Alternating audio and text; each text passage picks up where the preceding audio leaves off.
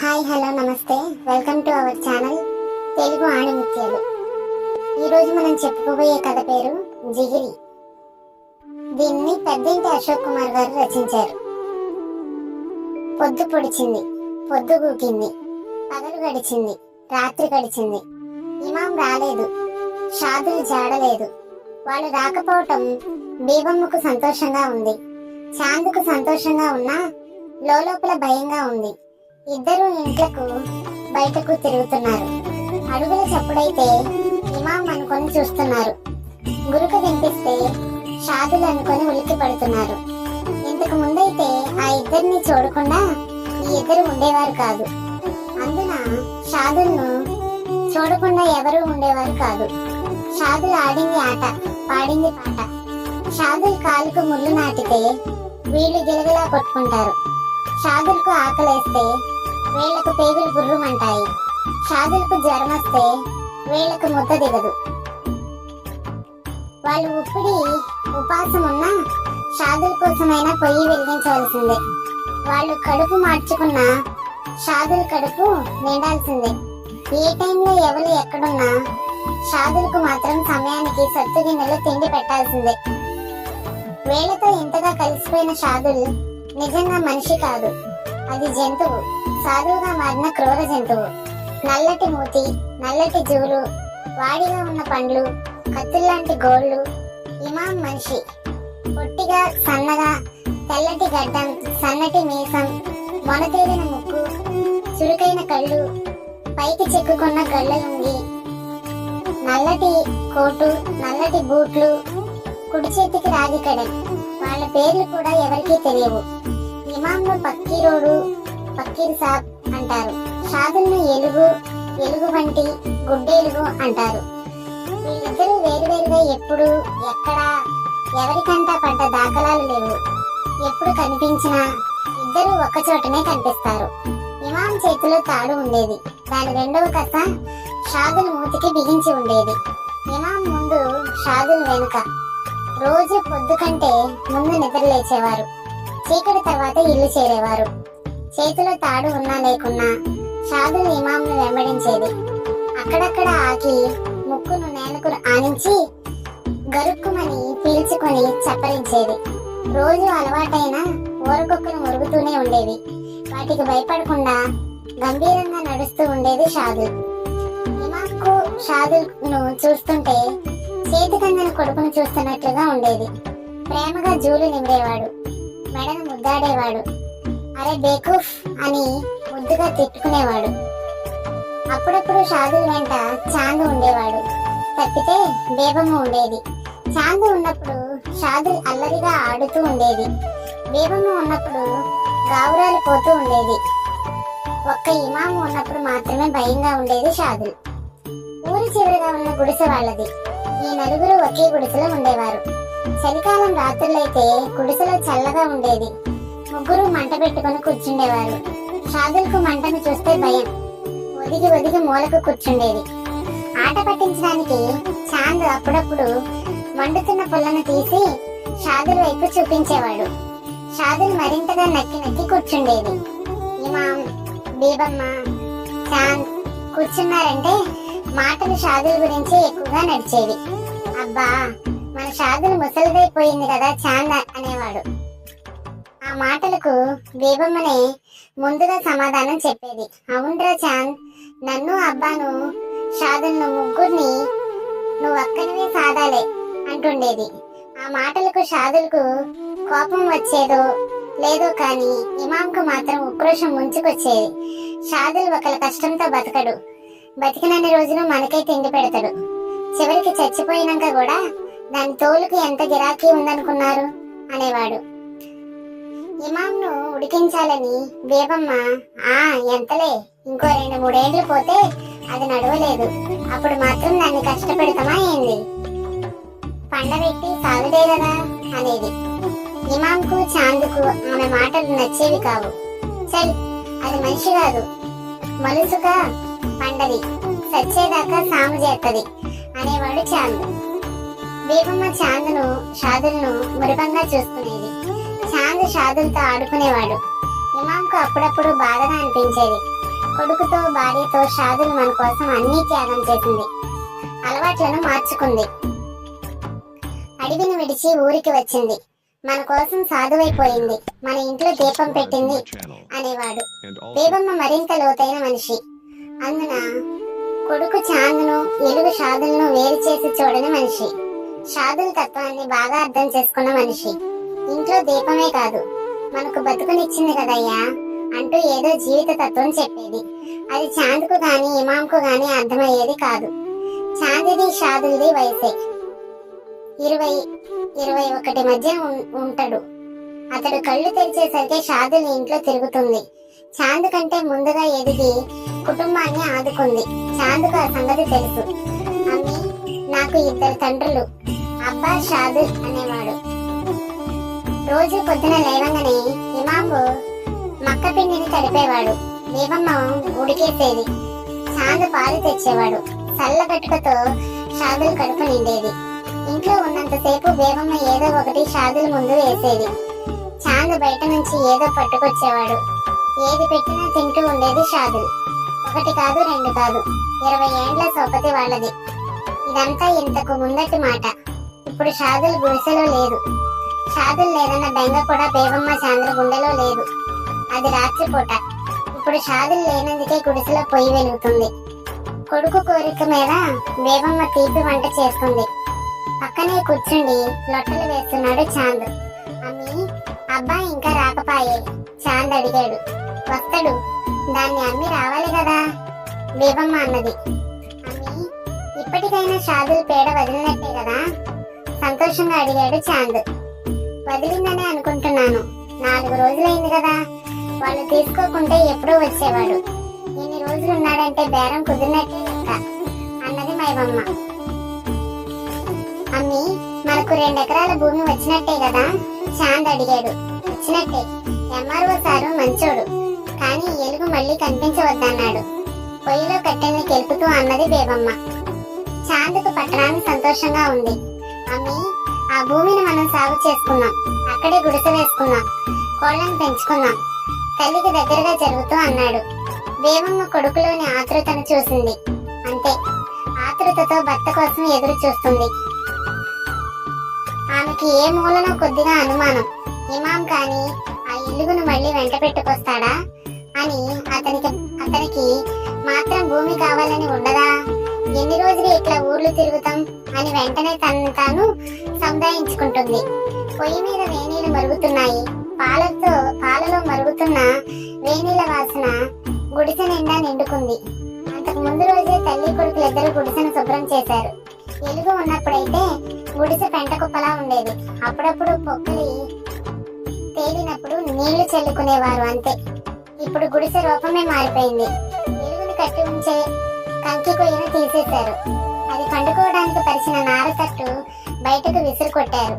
దాని నీళ్ల కోసం ఉంచిన గోళెం, తిండి కోసం ఉంచిన సత్తుపళ్ళెం, కప్పడానికి ఉంచిన తోలుగుడ్డ అన్నింటినీ బయటికి విసిరు కొట్టారు. 20 ఏండ్ల నుంచి అక్కడో ఎలుగు జీవిస్తుందనడానికి ఏ ఒక్క ఆనవాలు లేకుండా చేశారు.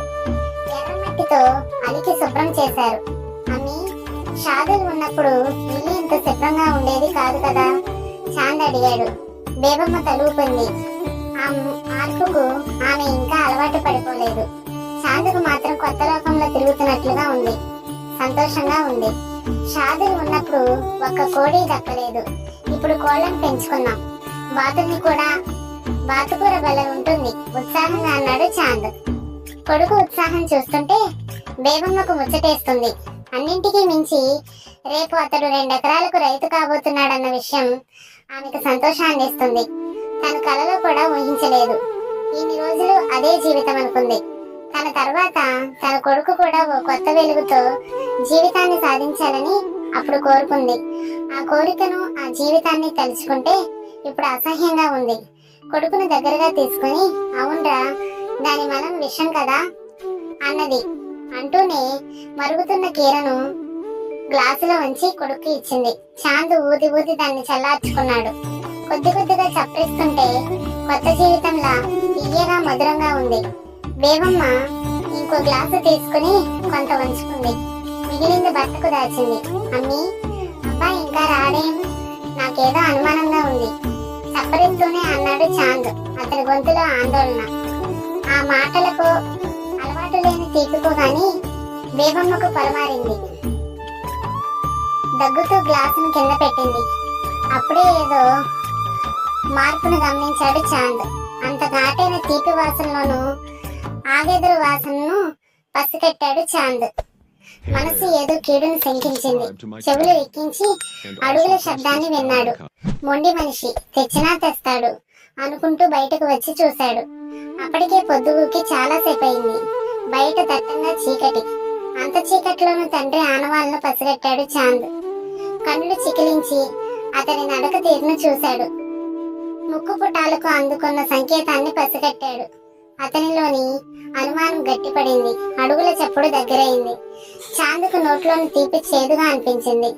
అంతకు ముందు కమ్మగా తగిలిన ఘాటైన వాసన ఉక్కిరి బిక్కిరి చేసింది. తన అనుమానాన్ని మరోసారి నిర్ధారించుకున్నాడు. కోపం, దుఃఖం రెండు ఏకమై పొంగి వచ్చాయి. చేతిలోని గ్లాసును దూరంగా విసిరి కొడుతూ, తేరి మాకు సువర్ మారో, ఆ సైతాన్ మళ్ళీ తెస్తాడు అన్నాడు చాంద్. కొడుకు మాటలకు ఉలికి పడ్డది బేబమ్మ. భయంగా బయటకు వచ్చింది. అలా జరగకూడదని మొక్కుకుంటూనే పునాదిలోనికి చూసింది. ఆమె జరగకూడదనుకున్నదే జరిగింది. ఇమాం వెంటున్న ఎలుగు ఆమెకు దయ్యాల్లా కనిపించారు. తల్లి కొడుకులిద్దరూ బయటకు వచ్చేసరికి వాకిట్లోకి చేరుకున్నాడు ఇమాం. ఎలుగుతో తన రాకను వాళ్ళు స్వాగతించరని తెలుసు. అయినా మొండిగా వాకిట్లో నిలబడ్డాడు. చాంద్ కోపంగా లోపలికి వెళ్ళిపోయాడు. బేబమ్మ మాత్రం కోపంగా బయటకు వచ్చింది. నీకేం పుట్టింది? మళ్ళీ ఎంట తెచ్చుకున్నావు? అడిగిన ధరకు ఇచ్చిరానుంటివి, నగదు ఇయ్యకున్నా ఇచ్చిరానుంటివి. ఇయ్యల్ల కాకుంటే రేపు ఇస్తారు.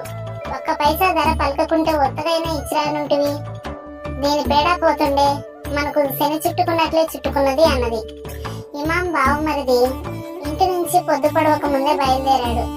చాలా దూరం. పొద్దంతా కాలినడకన 1-2 చోట్ల లారీలో ఎక్కే అవకాశం ఉండే, కానీ ఎక్కబుద్ధి కాలేదు. షాదుల్ని వెంట వేసుకుని నడవాలని అనిపించింది. షాదుల్ తన నుంచి విడిపోతుందనే బాధ, ముందు నడక బాధ నిలవలేదు. దారి పొడవునా షాదుల్ గురించి ఆలోచిస్తూ వచ్చాడు. ఎక్కడా పచ్చి మంచినీళ్లు ముట్టలేదు. షాదుల్కి మాత్రం 4 పచ్చి కంకుల్ని కొని ఇచ్చారు. 2 చోట్ల నేలను పట్టాడు. అవి దానికి ఏమాత్రం సరిపోవని తెలుసు. ఎక్కువ కొందామంటే జేబులో డబ్బులు లేవు. ఇమాం నీరసంగా వాకిట్లోనే కూలబడ్డాడు. షాదుల్కు ఇవేవీ తెలియవు. ఆకలి ఒకటే తెలుసు. ఇమాం చుట్టూ 2 చుట్లు తిరిగి బేబమ్మ దగ్గరకు వచ్చింది. 2 కాళ్ళ మీద నిలబడి ఆమె చేతులను అందుకునే ప్రయత్నం చేసింది. ప్రేమగా దాని జూలును దువ్వే చేతులు దూరం జరిగాయి. ఆప్యాయతగా దానికి ఎదురుగా వెళ్లే కాళ్ళు వెనక్కి నడిచాయి. జాలిని కురిపించే ఆమె కళ్ళల్లో నుంచి నిప్పులు రాలుతున్నాయి.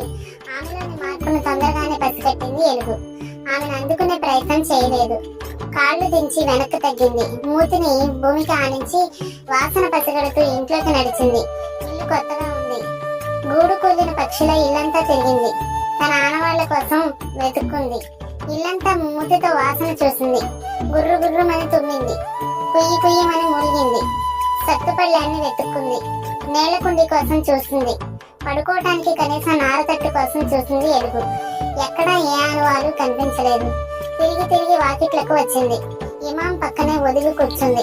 ఇమాం దాని కళ్ళలోని బాధను చూశాడు. కడుపులోని ఆకలి చూశాడు. దానికి ఈ రోజు జరిగిన మర్యాద చూశాడు. కళ్ళల్లో నీళ్లు తిరిగాయి. కడుపుల పేగులు కదిలాయి. దాని జూలును దువ్వుతూ అలాగే కూర్చుండిపోయాడు. అతడి చేతి వేళ్ల స్పర్శతో ఏ సంకేతం అందిందో షాదుల్కి. అతనికి మరింత దగ్గరగా జరిగింది. మరింత ఒదిగిపోయింది. ఇమాం తన్మయత్వంతో అలాగే దూరుతున్నాడు. కొద్దిసేపు ఎవరూ మాట్లాడలేదు. చాంద్ లోపలికి వెళ్ళిపోయాడు. ఇమాం బయట ఉన్నాడు. బేబమ్మ తలుపు దగ్గరే ఉంది. చివరకు గొంతు పెకిలించుకొని తనే అడిగింది బేబమ్మ. ఏమైందంటే చెప్పు. బెల్లం కొట్టిన రాయి లెక్క అట్లనే ఉంటుంది. ఏం పుట్టింది నీకు? ఎటూ కాకుండా చేస్తావా ఏంది అన్నది. అంటూనే భర్త దగ్గరకు వచ్చింది. ఇమాం దుఃఖాన్ని ఆపుకుంటూ, ఏం చెప్పమంటావు? వాళ్ళు కూడా మన లెక్కనే ఉన్న ఎలుగును వదిలించుకోవాలనుకుంటున్నారు. మాదే మీకు ఇష్టం తీసుకో అంటున్నారు అన్నాడు. బేబమ్మకు కోపం ఆగలేదు. నల్లముఖ పోళ్ళు అప్పుడు ఏమని, ఇప్పుడు ఇంటి మూడు చుట్లు తిరిగి కదా, అయినా అటే ఆవునూరు పోయేదుండే అన్నది.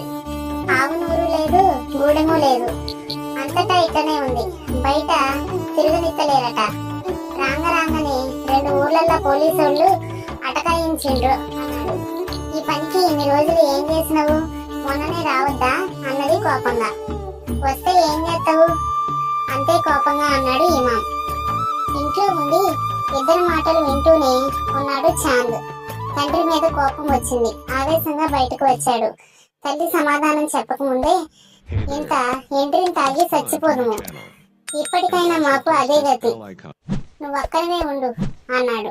షాదులకు ఆ మాటలు, ఆ ఇల్లు ఏదో భయాన్ని కలిగించినట్లు ఉన్నాయి. ఇమాంకు ఇంకా దగ్గరగా జరిగింది. అప్పుడప్పుడు నేలకు మూతిన అంచి బుస్సున గాలి పీల్చుకొని చీమలను చప్పరిస్తుంది. ఇమాం నోరెత్తలేదు. వాకిట్లోనే మంచం వాల్చుకున్నాడు. షాదుల్ గుడిసె చుట్టూ 2 రౌండ్లు కొట్టి వచ్చి మంచం కింద ఒదిగిపోయింది. చాంద్ తండ్రితో ఏదో తేల్చుకోవాలనే పట్టుదలతో ఉన్నాడు. 2 ఎకరాల భూమి తనకు కాకుండా పోతుందనే భయం అతడిని తండ్రి మీదకు ఉసుకొల్పింది. అతడి భయం అది కాదు. తెల్లవారితే ఎంఆర్ఓ వస్తాడు.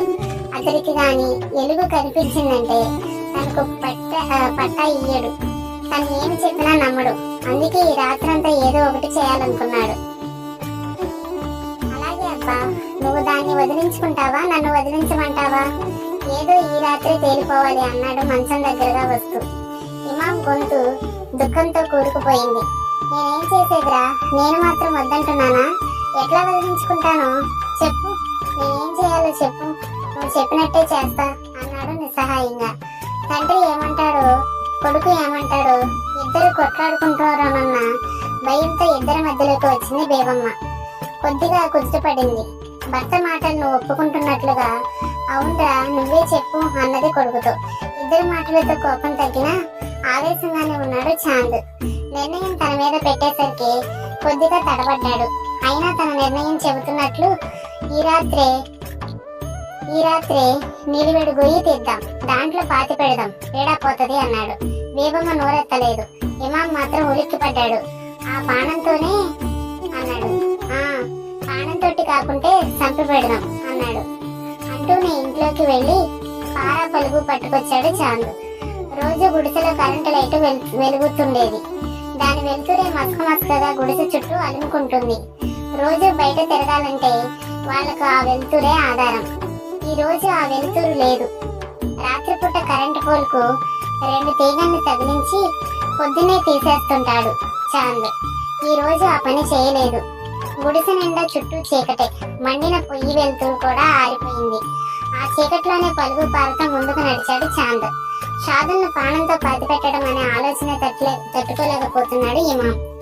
మంచంలోంచి లేచి కొడుకు చేతిని అందుకున్నాడు. అరే చాంద్ బేటా, ఆగరా, ఆగు, ఆలోచిద్దాం, ఆగు అన్నాడు. చాంద్ ఉరిమి చూశాడు. చీకట్లో ఆ చూపు కనిపించలేదు, కానీ కనిపిస్తే ఇమాం వణికిపోయేవాడే. చాంద్ తండ్రిని విసిరి కొట్టాడు. ఇమాం విరుచుకుపడ్డాడు. బేబమ్మ ఇమాంను లేపి నిలవబెట్టింది. చూడు, నీ మనసులో ఒకటుంది, పైకి ఒకటి అంటున్నావు. దాన్ని వదిలిపెట్టడం నీకు ఇష్టం లేదు అన్నాడు చాంద్. అందుకే అమ్మ కొత్తనని మళ్ళీ తెచ్చినవు. అరే బేటా, అది కాదురా అంటూ ఏదో చెప్పబోయాడు ఇమాం. చాంద్ ఆవేశంగా దగ్గరికి వచ్చాడు. బేబమ్మ ఉలిక్కిపడి ఇద్దరికి మధ్యలోకి వచ్చి నిలబడింది. ఒకరికొకరు మసకగా కనిపిస్తున్నారు. ఒక్కటే మాట, నువ్వు పాతి పెడతావా, నన్ను పాతి పెట్టమంటావా? ఎస్ఐ సారు ఏమన్నాడు తెలుసు కదా అన్నాడు చాంద్. ఎస్ఐ సారు కోపగుండి మనిషి. అబద్ధం ఆడినమని తెలిస్తే తోలు తీస్తాడు. కొడుకు కోపాన్ని తగ్గించాలని అన్నది బేబమ్మ. ఇమాం మాట్లాడలేకపోయాడు. తండ్రి సమాధానం కొరకు ఎదురు చూసిన చాంద్ అతని మౌనాన్ని గమనించి, నాకు అడ్డం వచ్చినవనుకో, దాన్ని కాదు నిన్ను నరికి ఆతర పెడతా, తెరిమయ్యకు చోద్దు అంటూ దూరంగా వెళ్లి తవ్వటం మొదలు పెట్టాడు. బేబమ్మ ఏదో గొణుగుతుంది. ఇమాం వచ్చి మంచంలో ఒరిగిపోయాడు. మంచం కింద ఎలుగు గుర్రుమంటుంది. దాని చావుకు సంబంధించిన విషయంలో వారం 10 రోజుల నుండి బాధపడుతున్నాడు ఇమాం. ఈ వారం 10 రోజులు ఎన్నడూ దాని కడుపు నింపింది లేదు. మొదట ఒకటి 2 రోజుల్లో ఆకలికి తట్టుకోలేక తల్లడిల్లింది. తలపైకెత్తి అరిచింది. కోపంగా చూసింది. తర్వాత అలవాటు చేసుకున్నట్లుంది. గుర్రుమని దీనంగా చుట్టం తప్ప ఏమీ చేయలేకపోతుంది ఏనుగు. ఇంకో గంటలోనో అరగంటలోనో దాన్ని పాతి పెడుతున్నామన్న సంగతి ఇమాంకు స్థిరంగా ఉండనీయడం లేదు. లేచి కూర్చున్నాడు. కూర్చోబుద్ధి కాలేదు. ఆందోళనగా లోపలికి వెళ్ళాడు. మక్క కట్టుకను నిలవ ఉంచే కుండలో చూశాడు. కుండ ఖాళీగా ఉంది. పుట్టి మీద కుండలో మాత్రం అన్నం ఉంది. ఎలుగు తినే సత్తుపళ్ళం కోసం చూశాడు. అది కనిపించలేదు. తాను తినే బొక్క ప్లేట్లో 2 అన్నం పిల్లల్ని పెట్టుకుని మంచం వద్దకు వచ్చాడు ఇమాం. అన్నం వాసన పసిగట్టి మంచం కింద నుంచి బయటకు వచ్చింది ఏలుగు. ప్లేటును ఏలుగు ముందుంచాడు ఇమాం. దాని తలను తడుముతూ మూతికి బిగించిన బెల్టును విప్పాడు. 2 సార్లు వాసన చూసి 2 పిల్లల్ని 2 సార్లు వెతికింది షాదుల్. ఈ 20 ఏండ్లలో షాదులకు అన్నం పెట్టిన సందర్భాలు తక్కువ. అన్నం తింటే వాతం. షాదులకు అన్నం పెట్టద్దు అనేది బేబమ్మ చాంద్ కూడా అదే మాట అనేవాడు. కామారెడ్డికి వెళ్లి తనే స్వయంగా మక్కల జొన్నలు కొనుక్కొచ్చేవాడు చాంద్. గిర్నీలో గట్టుక పట్టించి కుండలో నింపేవాడు. లీటర్ పాలను పెరుగు చేసి పెరుగును చల్ల చేసి 3 పూటలు చల్లగట్టుగా తాగించేవాడు ఎలుగుకు. దాని తిండి విషయంలో ఎవలను నమ్మేవాడు కాదు. ఎందుకురా ఉన్నదంతా దానికే పెడుతున్నావు, మనం ఏం తిన్నాం, కొంత తగ్గించు యాష్టగా అనేవాడు ఇమాం కొడుకుతో. మనం మనుషులం, ఆశతోనైనా బతుకుతాం, దానికేముంటుంది తిండి తప్ప, దాని కష్టంలో నుంచి దానికి పెడుతున్నాం, మన కష్టం కాదు కదా అనేవాడు చాంద్. బీవమ్మ కూడా తలూపేది. వాళ్ళు నీళ్లతో కడుపు నింపుకొని ఎలుగుకు పాలతో కడుపు నింపిన రోజులు చాలా ఉన్నాయి. అది ఇప్పుడు తారుమారైంది. అదే విషయం ఇమాంను తెలుస్తుంది. ఎలుగుకు అన్నం పెడుతుంటే ఆ రోజుల్లో అన్ని గుర్తొస్తున్నాయి ఇమాంకు. చీకట్లోనే బేబమ్మ కొరకు వెతికిండు. బేబమ్మ కనిపించలేదు. చాంద్ వైపు చూసిండు. చాంద్ దీక్షగా తవ్వుతున్నాడు. కొడుకును చూస్తుంటే భయం వేసింది ఇమాంకు. వెళ్లి మంచంలో ఒరిగిపోయాడు. 2 బొక్కల్లో అన్నాన్ని వెతికిన షాదుని ఇంకా కంట అన్నం కొరకు ఎదురు చూసింది. ఎప్పుడైతే ఇమాం మంచం ఎక్కిండో అప్పుడే ఆశలు వదులుకుంది. వెళ్లి మంచం కింద ఒదిగింది. అదే బీబీ పిలిచిండు ఇమాం. బేబమ్మ బయటకు వచ్చింది. మనకు 20 ఏండ్ల కష్టం చేసింది. 20 ఏండ్లు మనల్ని సాధింది. ఇప్పుడు దీన్ని ప్రాణంతోనే పాతి పెడదామా అడిగిండు ఇమాం. కొద్దిసేపు బేబమ్మ మాటలాడలేదు. ఆమె బాధపడుతుందనుకున్నాడు ఇమాం. ఆమె మనసు మార్చాలని ఇంకేదో చెప్పాడు. ఆమెను తన వైపు తిప్పుకోవాలని చూశాడు. బేబమ్మ కోపంతో పుస్తుమంది. నేను ఒక్కటే మాట అడుగుతా, నీకు భూమి కావాలా వద్దా అన్నది. అంతే తీవ్రంగా. వద్దు, వాని భూమి వద్దు, మన్ను వద్దు. ఇన్ని రోజులు బతకలేదా, ఇప్పుడు బతకమా అన్నాడు ఇమాం. ఆ మాటలు అంటున్నప్పుడు అతడి గొంతు ఏడుపుతో కూరుకుపోయింది. ఆ మాటలు చాంద్ విన్నట్లున్నాడు. కొన్ని క్షణాలు ఆగిన అతడి చేతిలోని పులుగు రెట్టింపు వేగంతో భూమిని పొడుస్తుంది. ఆ చప్పుడు ఇమాంకు బాధను కలిగిస్తుంటే భీమమ్మకు భయం పెట్టింది. అదే భయంతో నీకు అవసరం లేకుంటే వానికి అవసరం లేదా, వాడు ఎట్లా బతుకుతాడనుకుంటున్నావు, ఈ భూములు ఎప్పటికీ పంచుతారనుకున్నావా, ఏదో దాని గాలి వచ్చింది ఇస్తున్నారు, 4 రోజులు ఆగి నాకు ఎలుగు లేదని తిరిగితే మాత్రం ఇస్తారనుకున్నావా అన్నది. ఇమాం నోరెత్తలేదు. బేబమ్మనే మళ్ళీ అన్నది, వాని బుద్ధి వాని ఇష్టం, నువ్వు మలుసుకుండు.